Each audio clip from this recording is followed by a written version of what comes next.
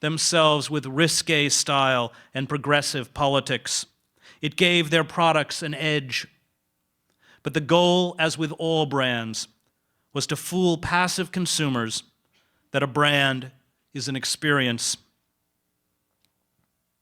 The decline of American empire began long before the current economic meltdown or the wars in Afghanistan and Iraq.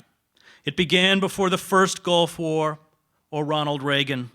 It began when we shifted, in the words of the Harvard historian Charles Mayer, from an empire of production to an empire of consumption.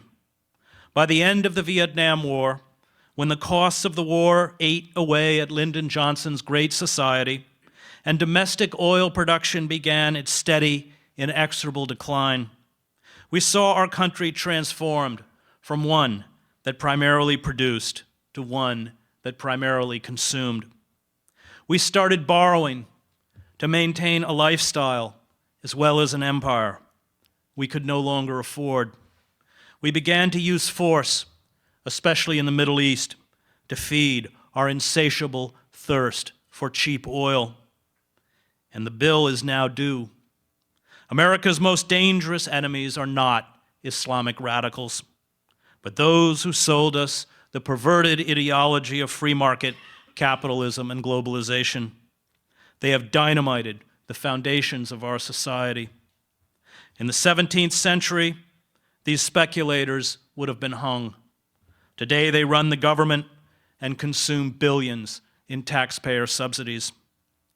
These corporate forces will never permit real reform.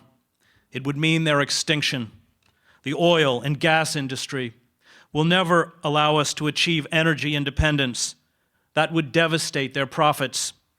Real reform would wipe out tens of billions of dollars in weapons contracts. It would cripple the financial health of a host of private contractors from Lockheed Martin to Boeing to Northrop Grumman, Raytheon, Halliburton, Blackwater, now renamed Z. And it would render obsolete the existence of the U.S. Central Command. It was Bill Clinton who led the Democratic Party to the corporate watering trough.